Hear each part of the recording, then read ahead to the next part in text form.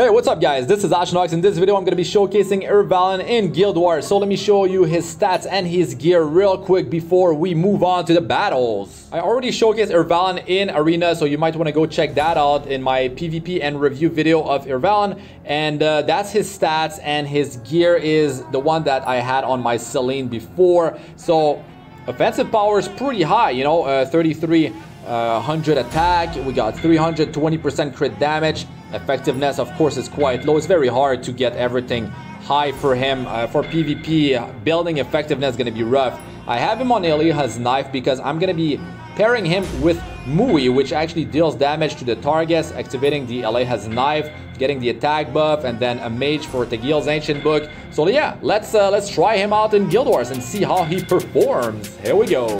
This round one, I have to use Ervalen to take out Charles and then move on to Seaside Bellona. We don't have any sustain. There's Crow that can horse. Spectre cannot be targeted. Got 2 Earth. So you guys know what's gonna happen. Ervalen is gonna get one shot by Crow, which is probably on Holy Sacrifice. So he's got 2 chances. I have to stun him. I have to take him out before he does that.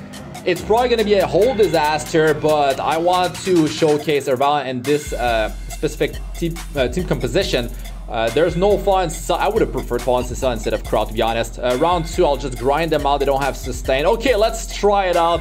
Oh boy, it's gonna be a disaster. I have to go quick because this Guild War is gonna end soon. So there is that to worry about. So my Mui, I forgot which skills she actually has, but yeah, let's go here. Let's get the attack buff.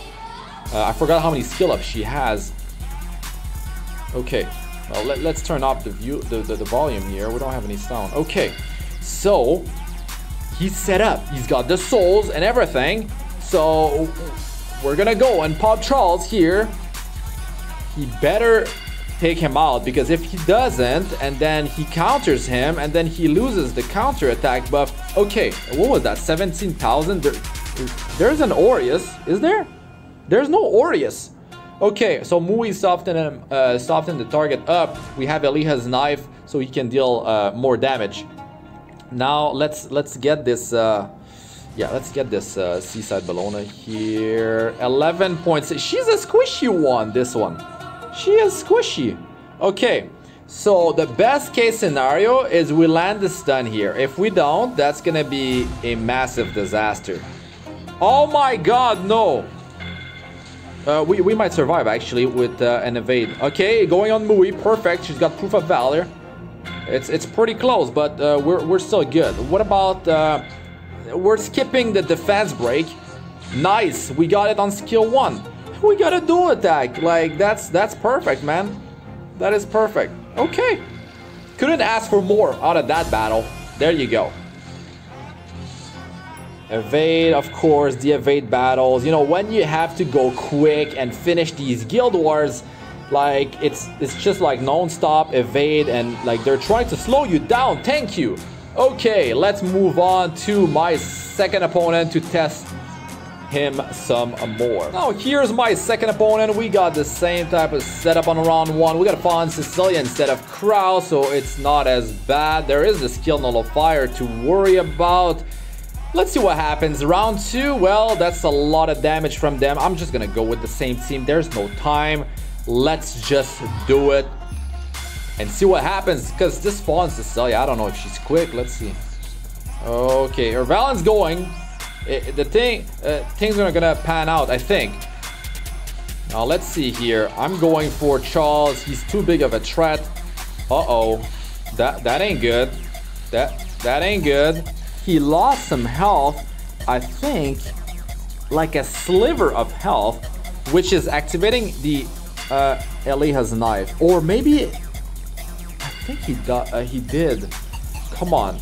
If we one-shot him, that's perfect.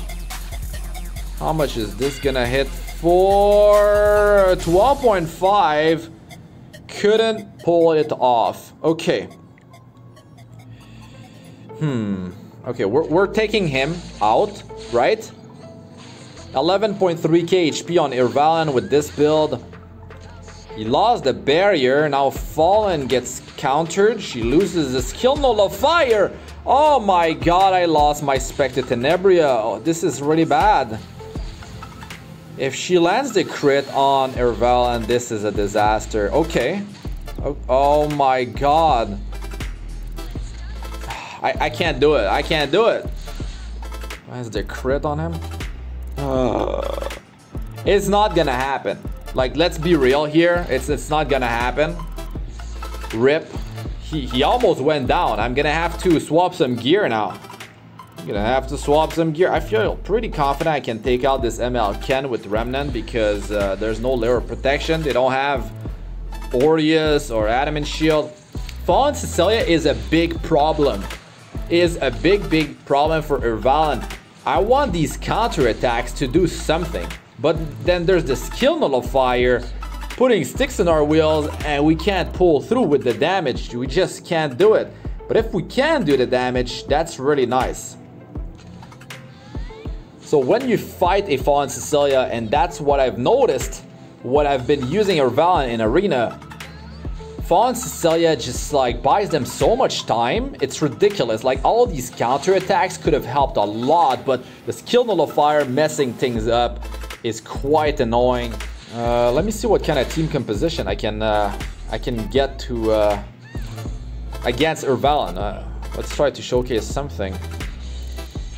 This building is burning. 80 health. If I take it out, I get a bunch of havoc, and that's real nice. On round 1, I decided to go with Remnant Vala to take those attacks from those 2 light heroes. It's gonna build up, you know, his focus, and that's gonna be a bunch of free massacre happening throughout the battle.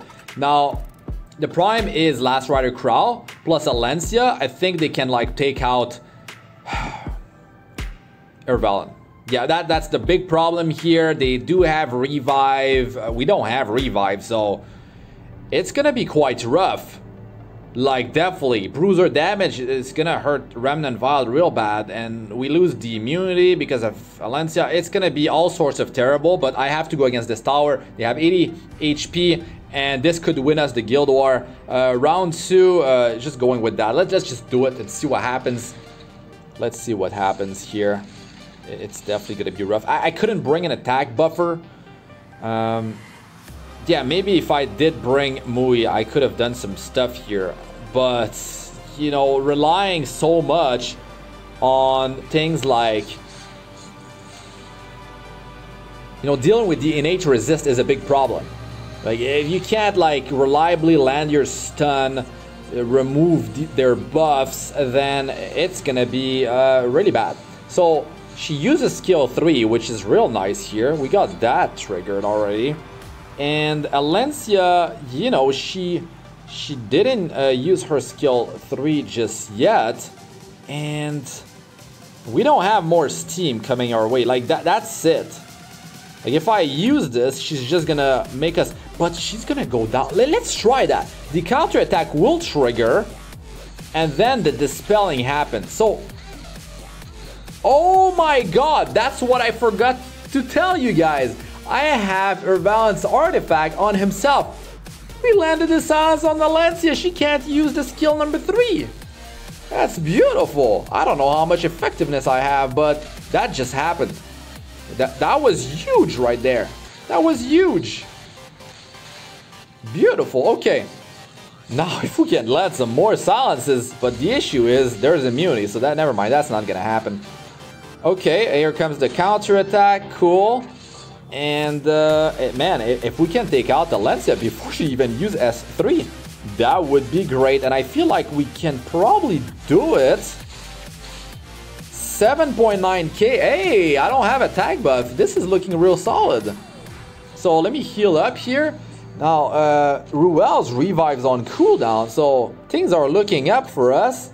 And you don't always have to go with the attack buff and the 20 souls and all that. You can just have, you know, have Ervalen there with good speed and just do things. So 2 turn cooldown. Do I just work on her or do I pop this last rider? I think I'm gonna try her out. She's on Water's Origin, so now she's gonna be cycling faster. But we got a massacre coming up here right now. And who is it gonna hit? Okay, it's Last Rider. So I could commit on him and she's gonna revive either him or Alencia, but I think we can heal through it. I kind of don't want to trigger her Water Origin some more. It's not good having her cycle so much. So let me just take him out. Let's kill one here. Now we got the S3 and 2S2 Soul Burn, guys. We have that next time we go. So I'm gonna S3. We're gonna soften up DROELOE with Remnant. Super long cooldown, of course, on S3. And now we got it. We don't have an attack buff, but let's see what kind of damage we can dish out here. Let's say the battle drags on. It's World Arena RTA. You know, you have to take out a tanky hero. You don't have attack buff. 10.4k and 5.7. Okay, I mean, decent, right? But imagine if you had attack buff, 50% more damage. And of course, you can't rely on... Nice, it wasn't Alencia, so that's easy now. And now the CR push because of this right here, which is pretty sweet. You can finish up, nice dual attack, DROELOE, boom. And that's it for this one. So, yes, you can definitely use him. I would probably build him more tanky, more health, more defense. If you are going in there for, you know, a long while, you don't have the attack buff, you don't have the 20 souls to go crazy and make it happen on turn 1 or turn 2. So that would be good. And if you're fighting a team that has the spell, then you're probably going to be losing your counter attack buff. But we didn't. We didn't because we landed the silence on Alencia somehow. That was great. But if she had, you know, an immunity set, that wouldn't happen. But if you keep him in play and you're able to land some silence because you maybe built some effectiveness on your you know, on him, then you're gonna be landing some silence and defense break maybe throughout the battle. But you know, in higher leagues they have a lot of effect resistance, so that plan is kind of gonna go out the window. You can't really rely on that. Like, it's just not reliable. So here I'm just gonna throw a bunch of damage at them and just see what happens. I feel like in Guild War you can't get the setup that you really want unless you're gonna be using auxiliary lots. Then if you're going with a mage for book to get the 20 souls and you're going with an attack buffer, it's definitely rough. I mean, you're not too flexible there. Where's your healing? So that's an issue. That is an issue. We got defense break on Fallen, so let's just commit on her. But overall, I'm happy with Ervalen's performance so far. I definitely need to test him in a more like stressful scenario, aka, you know, RTA. That's where things, many things can happen there. You know, you won't quite get the setup that you want, and it's gonna go real bad real quick. And that's definitely a weakness of Ervalen, not having the setup. But if you build him fast with some sort of tankiness, or maybe not so tanky, but at least you have Aureus, you have, you know, you got something in the team. Nice, 28.4k. You got Aureus, Adam, and Shield. You got Barrier. I mean, Barrier is going off after turn 1, turn 2, whatever. So you lose that.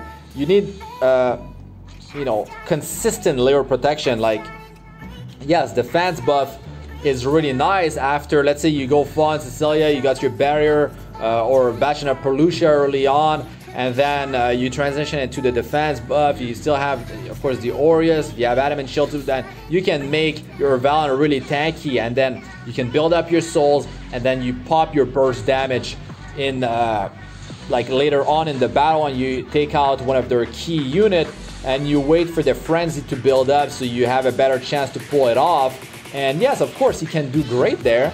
And there is actually something that you can also do.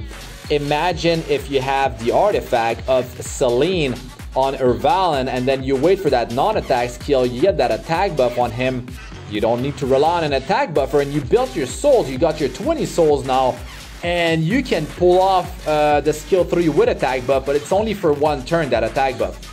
still pretty nice because that's gonna deal a big chunk of their health because you are fighting, like, let's say, tankier heroes, bruisers, and you got the extra multiplier that boosts your damage versus high health heroes, and that's really nice. So here we go, we got the 580 Havoc, and this might get us to win the Guild War. Yeah, I mean, look at it. It's over 500 in Havoc of difference, so that's looking up real good. Let me actually show you the result. And we got the victory. Nice. Let us know what you guys think about Ervalen in the comment section. If you enjoyed the video, don't forget to smash that like button. And if you loved it, well, consider subscribing to the channel. I'm Astranox. Good luck with all you do. Peace out for now.